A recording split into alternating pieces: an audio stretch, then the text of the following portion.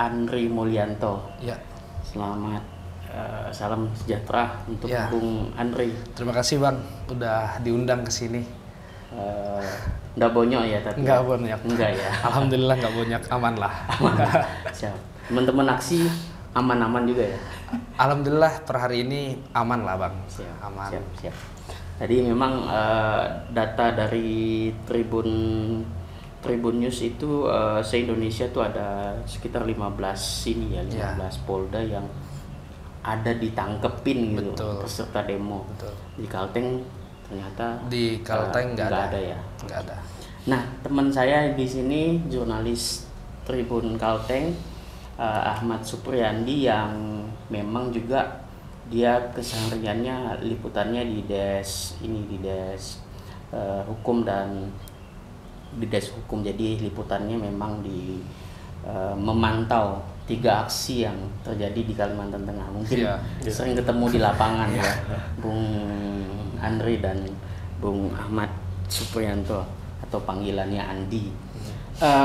Tribuners, mungkin pertama yang ingin saya langsung ke intinya bahwa mungkin masyarakat banyak bertanya gitu ya, ada beberapa masyarakat mungkin bertanya, kenapa sih harus demo gitu? Kemudian kan bisa aja sampaikan langsung ke dewan atau ke pemerintah daerah misalnya.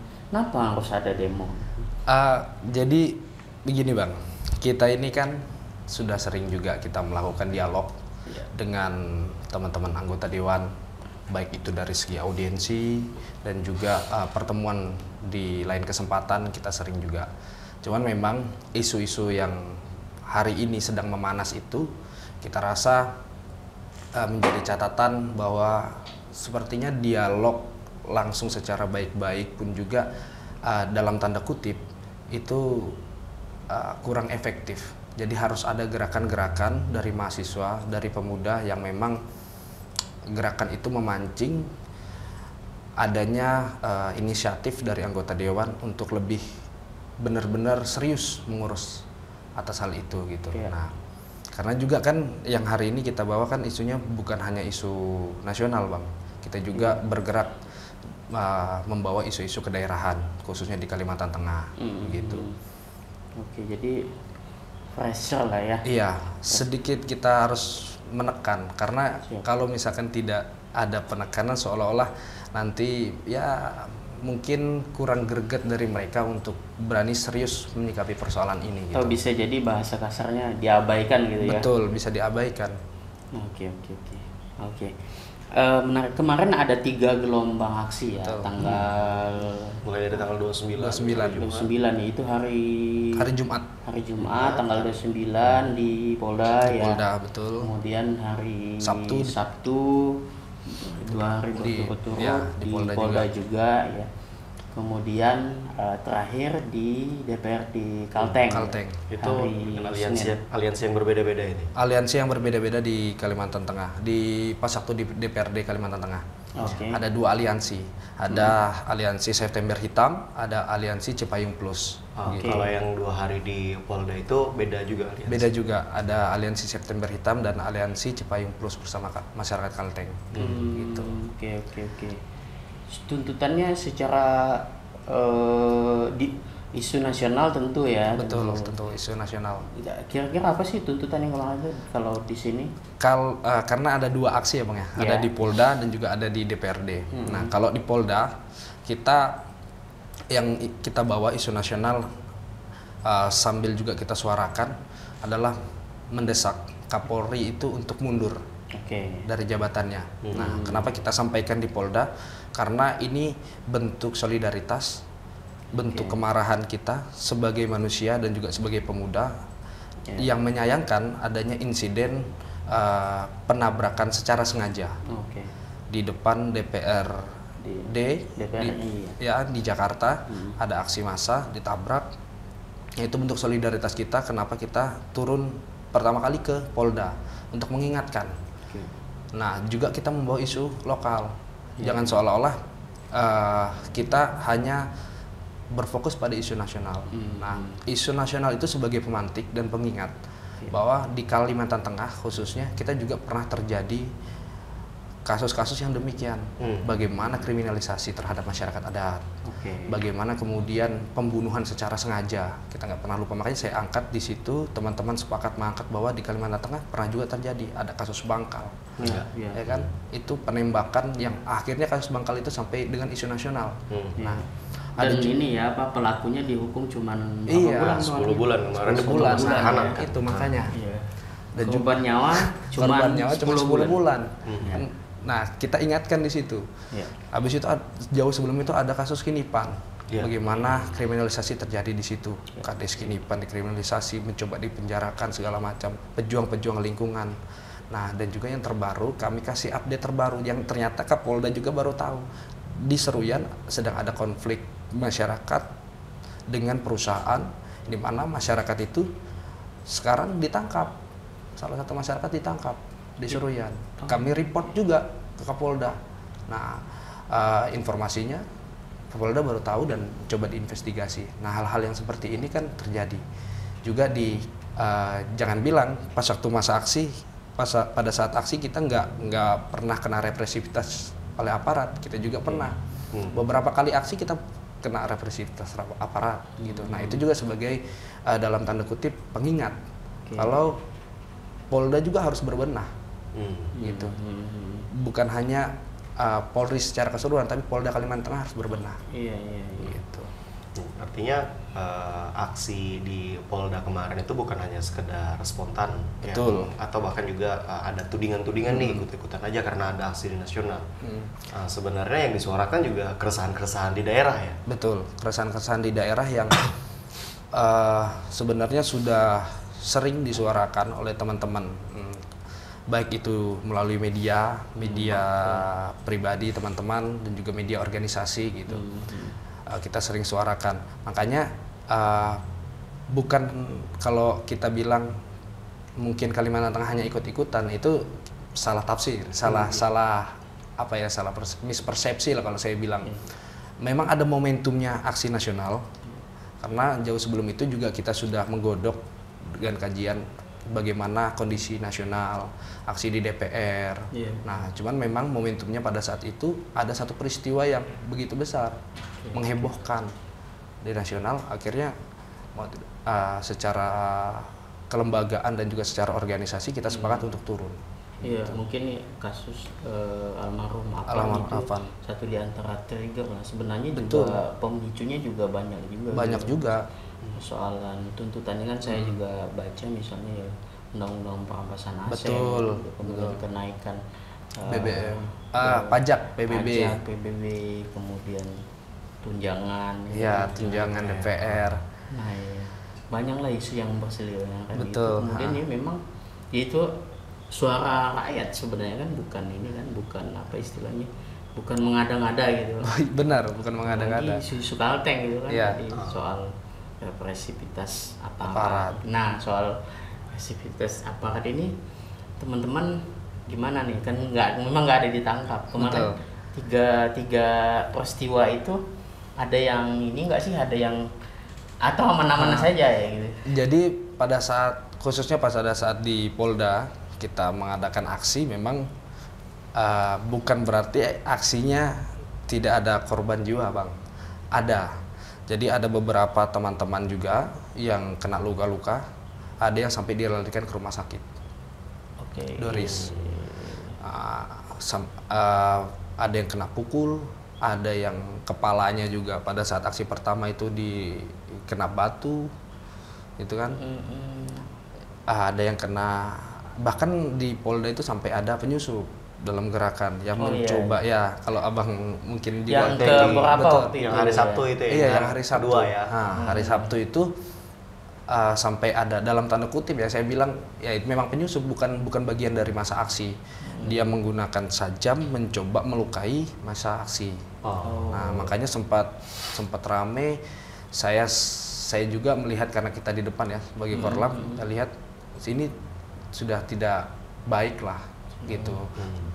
Khususnya dalam iklim demokrasi di Kalimantan Tengah. Apabila misalkan memang ada intimidasi yang seperti itu secara langsung. Waktu itu memang sajamnya itu kelihatan atau memang ditenteng atau gimana?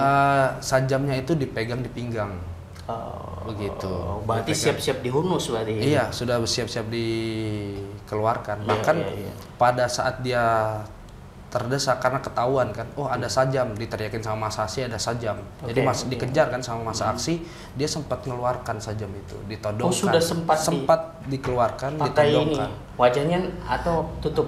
Wajahnya kelihatan kok yang bawa sajam. Ada yang moto nggak waktu itu? Ada videonya, karena memang di situ nggak cuma satu orang ya, cuma satu orang, ada videonya, kita kelihatan yang bawa sajam. Walaupun kemarin informasinya dari teman-teman kepolisian itu bukan sajam tapi gunting. Tapi kita melihat dari mata telanjang kita itu adalah sajam. Jelas membahayakan juga. Betul. Walaupun misalkan itu adalah gunting, tapi kalau misalkan ditodongkan ke masa aksi juga kan membahayakan. Kalau misalkan mau gimana kan, gitu. Lagi pula ngapain juga dia bawa sajam ke situ? Ngapain juga atau bawa gunting ke situ? Waktu itu kan kebetulan waktu saya lagi ngeliput, lagi di depan memang tiba-tiba rame teman-teman di belakang ini. Rame. Itu awal ceritanya gimana sih? Bagaimana mereka masuk dan cara mereka memancing amarah teman-teman tuh yang gimana tuh? Memang berarti memang sengaja dipancing gitu. Iya, karena sempat terjadi perdebatan dulu. Jadi kan nggak mungkin tuh kalau nggak dipancing loh. Iya. Jadi kita lagi fokus di depan, mencoba untuk masuk ke gedung ke Polda. Ya. Di belakang ternyata teman-teman, karena kita kan ada ban yang biasa kalau misalkan aksi kan ban itu dibakar, hanya untuk membangkitkan semangat teman-teman. Nah, ada teman-teman yang memang dia megang pertalit lah untuk membakar ban itu, bukan untuk membakar gedung kok ya, untuk membakar ban. Nah, diambil oleh orang tadi dikenal itu, OTK, diambil. Mereka menanya, kenapa diambil? Ini bilang itu. Habis itu dia dengan nada tinggi membentak teman-teman masa aksi. Itu anggota polisi? Bukan. Ya, orang tadi kenal itu tadi yang membawa sajam, membentak dengan nada tinggi. Akhirnya tersulut emosi teman-teman masa aksi. Pas tersulut emosi teman-teman masa aksi, dia mengeluarkan sajam, menarik seperti gaya menarik badik lah di pinggangnya. Nah, teman-teman melihat itu, dia bawa sajam, diteriakin sama teman-teman yang di pinggir sebelah kiri. Dia bawa sajam, hati-hati bawa sajam. Akhirnya dikejar sama kawan-kawan. Ya, sempat terjadi kejar-kejaran. Iya, sempat terjadi kejar-kejaran, sempat ricuh. Nah, kita kan berpikir jangan sampai terjadi pengeroyokan massa di situ. Itu yang lagi ceritanya ya. Betul, jangan sampai terjadi pengeroyokan. Makanya saya juga lari ke belakang untuk menenangkan massa aksi dan langsung kita serahkan ke kepolisian. Makanya pada saat sudah diamankan oleh kepolisian, saya bilang teman-teman kepolisian ini kan tugasnya untuk mengamankan masa aksi di pojok-pojok segala macam. Mengamankan dalam tanda kutip bukan menculik ya, tapi bagaimana jalannya aspirasi kawan-kawan masa aksi itu memang merasa inilah nggak khawatir lah adanya orang-orang tadi kenal gitu kan, ancaman-ancaman dan lain sebagainya. Nah, ini kan enggak, yang mengamankan pertama kali memang masa aksi. Setelah diamankan oleh masa aksi baru pihak kepolisian. Begitu. Makanya sempat marah juga kita terjadi itu. Oh iya, yang sempat luka itu berapa orang ya, catatan dari teman-teman? Dari catatan kami yang sempat luka itu ada 8 orang. 8 orang. Betul. Itu apakah termasuk kena senjata tajam yang dari orang tidak dikenal tadi atau masih ada peristiwa lain nih? Kalau untuk yang kena senjata tajam nggak ada, alhamdulillahnya nggak ada. Karena memang dia tidak sempat penusukan. Jadi diteriakin tadi mungkin kan panik, cuman dipegang aja. Cuman ya ditodongkan ke masa aksi begitu.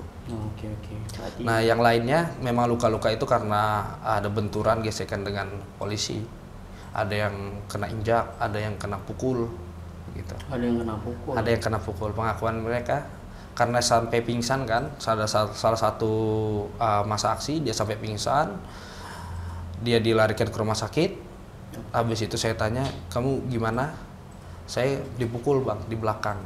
Kena pukul di belakang, habis itu jatuh dia, keinjak-injak lah. Pakai alat atau pakai tangan? Pakai tangan. Pakai tangan ya. Oh, berarti yang masuk rumah sakit itu 2 orang ya? Yang masuk rumah sakit itu 1 orang, Bang. Oh, 1 orang. Yang satunya nggak sempat dilarikan ke rumah sakit. Sudah normal. Iya. Ditarik ke belakang. Sampai rawat inap atau cuman? Enggak sampai rawat inap, rawat jalan aja. Oke. Berarti ya memang di lapangan ini istilahnya sempat chaos juga ya? Iya, sempat chaos juga. Oke. Berarti ya. Oke. Soal Cipayung ini, nah orang mungkin bertanya ya, Cipayung kok sampai di Kalteng juga ada gitu kan? di Kalteng sendiri, Cipayung itu ada berapa organisasi yang terlibat? Kalau Cipayung itu sendiri ada 8 organisasi, namanya kita Cipayung Plus. Oh, Cipayung Plus. Nah, iya. Ada juga organisasi daerahan yang tergabung KMHDI. Nah, itu masuk dalam Cipayung Plus juga kalau di Kalimantan Tengah itu. 8 organisasi kemahasiswaan lah. Ada HMI, GMNI, PMII, kami, ada KMHDI, ada PMKRI, ada IMM, sama ada GMKI. GMKI.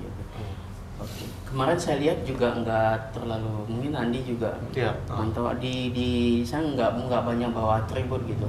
Memang itu memang berbaur menjadi satu. Berbaur, kita memang tajuknya aksi kemarin itu kita memang mau berbaur, makanya pakaian pun kita hitam-hitam. Hitam itu menandakan duka. September hitam dan juga duka kita yang mendalam terhadap peristiwa Afan kemarin. Dan memang tidak banyak menggunakan atribut organisasi gitu, hanya sekedarnya aja lah.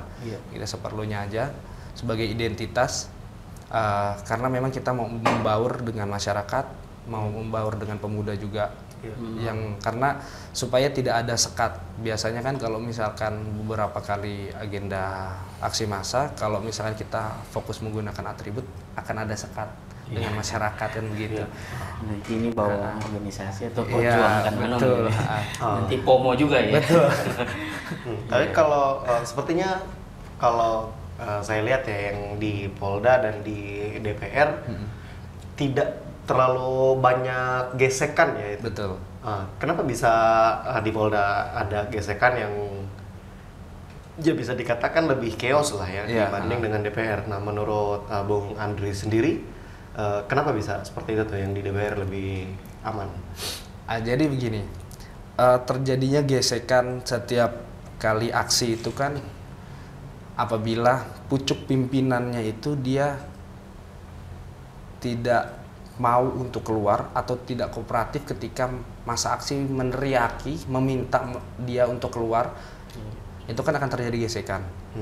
Nah, jadi kemarin itu pada saat kita aksi di DPR, kita sudah dilihatkan ketua DPRD provinsi itu sudah ada di depan. Simbol DPRD-nya juga. Betul, simbol DPRD di depan. Nah, memang teman-teman masa aksi pada saat konsolidasi kita menyepakati bahwa kita mau menarik ketua DPRD itu untuk keluar, gitu. Karena kalau misalkan kita ke dalam, kita sudah beberapa kali aksi kita menduduki gedung DPRD provinsi ke dalam, itu sudah menjadi hal yang biasa dalam artian. Tapi kalau misalkan ketua DPRD kita tarik keluar untuk duduk di jalan biar bisa disaksikan oleh masyarakat, itu menjadi satu pertontonan yang baru di Kalimantan Tengah, dan juga masyarakat luas bisa melihat siapa anggota DPR yang menemui masa aksi seperti itu. Nah, makanya tidak terjadi gesekan yang berlebih pada saat DPRD provinsi, karena ketua-ketua DPR sudah keluar, kan begitu. DPR sudah keluar, walaupun memang kita juga melihat lah beberapa hari sebelum aksi itu terjadi di DPRD, itu kan mulai keluar kabar-kabar yang tidak baik gitu, memprovokasi, membakar dan segala macam, itu, menjarah, bahwa ada berita-berita bahwa teman-teman masa aksi mau menjarah gedung-gedung, ya kan, mau terjadi kerusuhan segala macam gitu.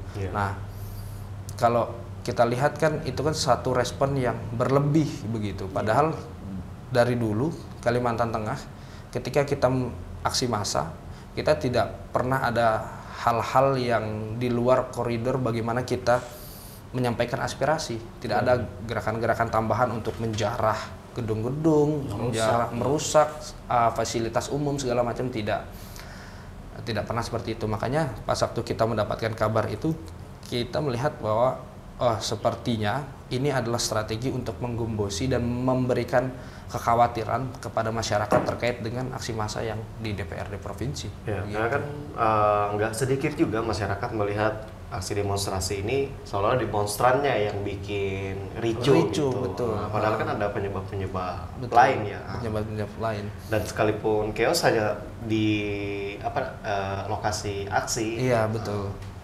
Dan apa ya, kalau saya melihat juga bahwa kekeosan yang terjadi khususnya di nasional itu kan memang bentuk kemarahan yang memang mungkin sudah tidak bisa terbendung lagi. Melihat situasi kondisi sekarang, makanya apa ya, saya melihat bahwa kalau di Kalimantan Tengah kenapa tidak terjadi hal yang sama seperti di Jakarta, karena bukan dalam artian di Kalimantan Tengah tidak mempunyai kemarahan yang sama. Kita mempunyai kemarahan yang sama, hanya saja kemarahan itu ketika terlalu dipublis secara berlebihan yang akhirnya menimbulkan kekhawatiran juga tidak baik terhadap masyarakat gitu. Nanti masyarakat akan menilai bahwa setiap kali orang mau aksi massa, demonstrasi segala macam, dikiranya kita mau buat onar gitu. Karena itu juga goals dari kami dari dulu, memang bagaimana aspirasi ini bisa sampaikan gitu. Padahal kita cuma ingin dengar saja ya. Betul. Bahkan didengar dan aspirasinya tidak cuma dicatat, betul, tapi juga ada perubahan disampaikan gitu secara langsung. Bahkan dalam aksi DPR itu lebih banyak tuntutan terkait dengan isu daerah, isu Kalimantan Tengah kita fokuskan di situ. Makanya kemarin kalau Ketua DPRD bilang kewenangan DPRD provinsi itu terbatas, saya tekankan di situ. Iya, 3 tuntutan itu memang isu nasional yang memang harus disampaikan karena ada fraksi-fraksi di situ, fraksi-fraksi DPR, dan juga bisa dari suara dari Kalimantan Tengah sangat bisa untuk disampaikan ke pusat. Tapi 4-nya ini memang kita tujukan untuk DPRD provinsi, begitu. Yang memang harusnya secara cepat bisa langsung ditanggapi, khusus 4 tuntutan dari teman-teman masa aksi. Kalau boleh diulang, 4 itu apa yang dituntut kemarin di DPRD? Kalau 4 itu, pertama kita menuntut DPRD provinsi itu untuk membuat satgas terkait penanganan PHK di Kalimantan Tengah, PHK dan pemberian buruh upah di Kalimantan Tengah, khususnya buruh sawit, tambang, dan juga buruh UMKM. Begitu. Selanjutnya kita juga mendesak DPRD itu untuk aktif ketika ada konflik-konflik agraria. Sekarang DPRD provinsi itu masih belum kelihatan batang hidungnya ketika ada konflik agraria di Kalimantan Tengah. Khususnya kemarin pada saat di kasus di Bangkal. Ketika sudah viral baru ditanggapi. Begitu. Nah, itu kan jadi catatan. Nah, kita juga mendesak DPRD Provinsi Kalimantan Tengah itu untuk tidak menaikkan PBB atau NJOP, bahkan sampai pajak BPJS, karena wacananya nasional adalah menaikkan pajak BPJS di Kalimantan Tengah yang fasilitas kesehatannya juga masih terbatas. Karena kalau misalkan kita ada masyarakat yang sakitnya memang perlu penanganan khusus, alat-alat dan sebagainya, juga masih kita dilarikan ke Banjarmasin gitu. Nah, juga bagaimana pelayanan rumah sakit di Kalimantan Tengah juga memang saya rasa perlu untuk lebih dibenahi begitu kan. Tidak hanya fasilitas kesehatan, juga penanganannya. Nah, lebih baik kita berfokus ke situ ketimbang kita menaikkan tarif BPJS itu. karena Kalimantan Tengah kan kaya juga, begitu sumber daya alamnya segala macam. Ini menarik sekali perbincangannya, nggak kerasa bahwa memang kisah di lapangan itu banyak sekali gitu ya. Mungkin ini sebagai penutup, Bung Andre, apakah ini tetap berhenti di sini saja atau memang dengan tuntutan-tuntutannya itu, atau apa di harapan pemerintah, atau memang ya sering dialog, dicatat kemudian atau gimana, atau bagaimana? Silakan Bung Andre.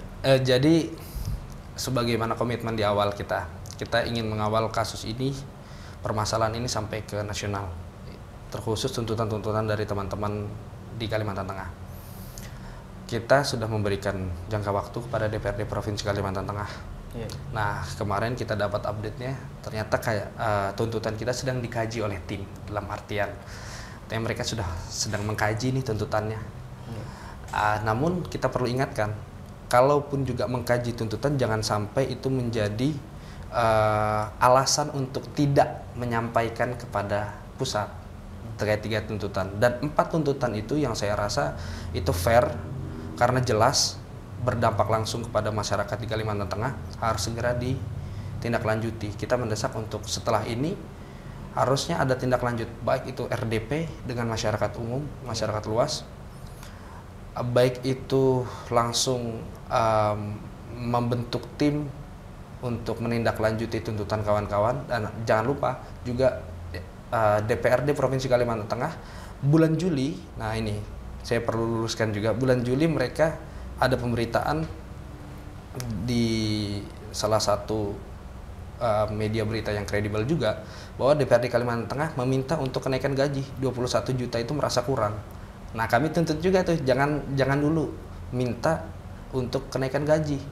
Nah, ternyata isu nasional juga beriringan juga dengan isu daerah di Kalimantan Tengah. Nah, kami mendesak untuk tidak dilakukan hal itu. Nah, setelahnya harapan kami memang tuntutan ini segera disikapi sesegera mungkin, khususnya di Kalimantan Tengah.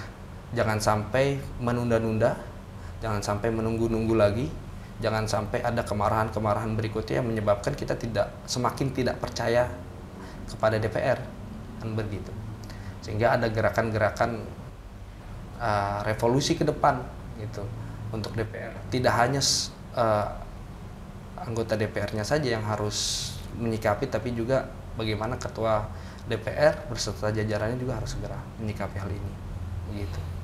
Oke, terima kasih Bung Andre sudah hadir di Saksi Kata Tribun.